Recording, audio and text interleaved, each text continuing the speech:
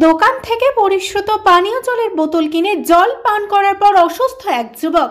পেটে ব্যথা থেকে শুরু করে বমি। দোকানে থাকা ওই কোম্পানির অন্যান্য জলের বোতলে দেখা যাচ্ছে ভাসছে সাদা ফাঙ্গাস জাতীয় বস্তু। চাঁচল বাজার এলাকার ঘটনা। খাদ্য সুরক্ষা দপ্তরের অভিযোগ দায়ের।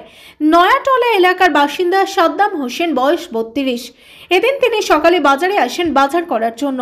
জল তেষ্টা পেলে স্থানীয় একটি দোকান থেকে 10 টাকা দিয়ে 500 মিলিলিটারের একটি কোম্পানির পরিশ্রুত পানীয় জলের বোতল কেনেন। তারপর পান করার পর হঠাৎ পেটে ব্যথা অনুভব করেন। বেশ কয়েকবার বমিও হয়।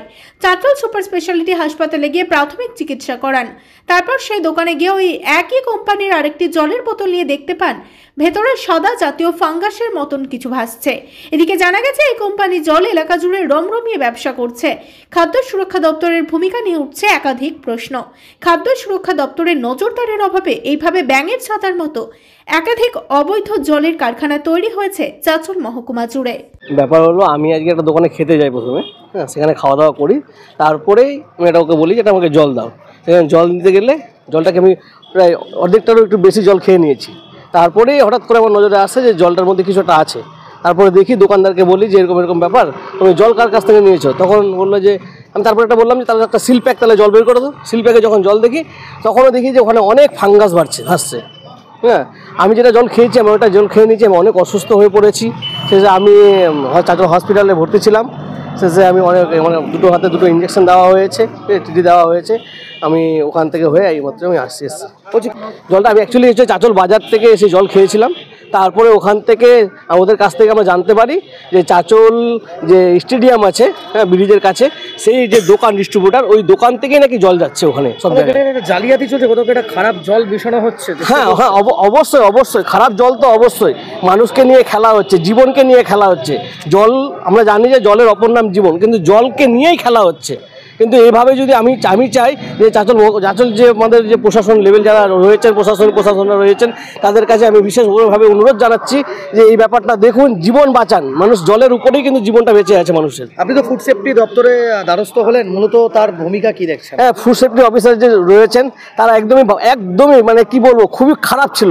হ্যাঁ, যে আমরা সাধারণ মানুষকে আমরা চাই যে একটা অফিসার কাছে যেতে গেলে অফিসার সাধারণ ভালোভাবে আমাদেরকে জিজ্ঞেস করবে বা বলবে যে না এইভাবে করতে হয়। কিন্তু উনি আমাদেরকে অনলাইন পোর্টাল এটা ওটা অনেক কিছু দেখাচ্ছে। কোনো হার্ড কপি না, উনি কিন্তু হার্ড কপি, আমি এখন এসও সাহেবের কাছে এসেছিলাম, এসও সাহেব বললেন ঠিক আছে যে আমাকে হার্ড কপি ওনার কাছে জমা দিতে। শেষে এখন বললেন যে হ্যাঁ ঠিক আছে, হার্ড কপি আমি জমা নেব। এখন মনে হলো যে স্যার, যেহেতু স্যার আবার যারা রয়েছেন তাদেরকে ফোন করেছিলেন, ফোন করে জানালেন ব্যাপারটা যে ঠিক আছে তাহলে হার্ড কপিটা না হোক, তুমি হার্ড কপিটা দিতে গেলে তাহলে একটা অন্য ব্যবস্থা নেবেন।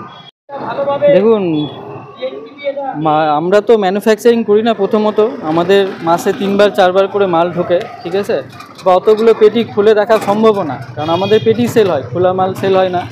এবার কোম্পানির কিছু যদি ফল্ট থাকে সেটা আপনারা যথারীতি ইমেল আইডি নাম্বার আছে, কাস্টমার কেয়ার নাম্বার আছে, আপনারা কোম্পানি দায়িত্ব নেই।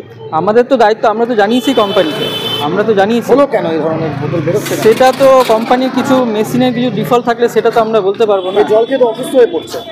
এটা এই প্রথমবারই হয়তো হয়েছে। এর আগে তো আমরা এতদিন ধরে বেচছি, কোনো প্রবলেম হয়নি। বা তারপরেও যে মাল এসছে আমাদের, তারপরে যে এখন যেটা মাল আছে, এখন তো সেই মালের প্রবলেম নেই।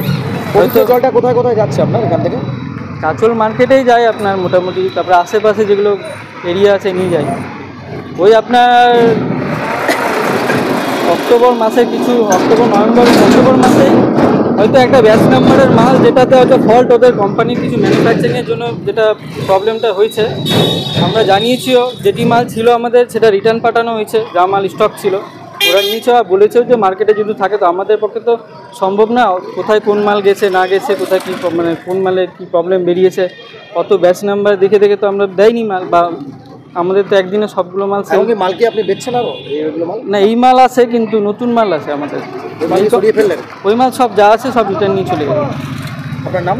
প্রদীপ স্বর্ণকার। একজন জল খেয়ে এরকম অসুস্থ হয়ে হাসপাতালে ভর্তি আছে। তবে সেই খবর শোনার পর আমি একটা জলের বোতল কিনলাম, পবিত্র জল। জলের ভেতরে এটা সিলপ্যাক জল আছে, জলের ভেতরে শ্যাওলা টাইপের কী সব ভাসছে। তো আমার মনে হয় এর বিরুদ্ধে কঠোর ব্যবস্থা নেওয়া উচিত। আর আমাদের চাচলে প্রচুর পরিমাণে আমি দেখতে পাচ্ছি বেশ কয়েকটা মানে জলের ফ্যাক্টরি তৈরি হয়েছে, অবৈধ জলের ফ্যাক্টরি তৈরি হয়েছে। এই জলের ফ্যাক্টরিগুলোতে মানে ইমিডিয়েট মানে পরীক্ষা নিরীক্ষা করে ওরা সঠিক জল দিচ্ছে কিনা, সরবরাহ করছে কিনা এটা দেখে নিই। যদি ওদের সেটা মানে আইনত যদি মানে ইয়ে হয়, খারাপ হয়, তাহলে তার বিরুদ্ধে কঠোর ব্যবস্থা নেওয়া হোক এবং এই রকম কালোবাজারি বন্ধ করা হোক। এটাই আমার চাঁচলবাসী হিসাবে আমার মানে অভিযোগ আর কি। বলছি আমরা ফুড সেফটির সঙ্গে কথা বললাম, তিনি এই অভিযোগ শোনার পর, তাকে প্রমাণ দেওয়ার পরও তিনি হাত তুলে নিলেন। তাহলে কি এই সরকারি দপ্তর ফুড সেফটির মদতেই কি এই ধরনের ব্যবসাটা গজিয়ে উঠছে বেশি করে? শুনেন, ফুড দপ্তর থেকে আপনাদের কথা শুনে ওরা হাত তুলে নিল, এটা আপনারা বলছেন, আমরা তো এটার তেমন কোনো প্রমাণ পাইনি। তবে আমার কথা হলো এটা হচ্ছে মানে একটা ইনকোয়ারির ব্যাপার আছে।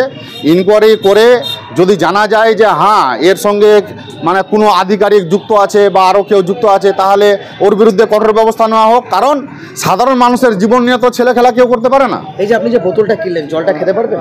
না, এই বোতলটা কিনে আমি তো জল খেতে পারবো না, এটা তো আমাকে ভয় লাগছে এখন জল খেতে।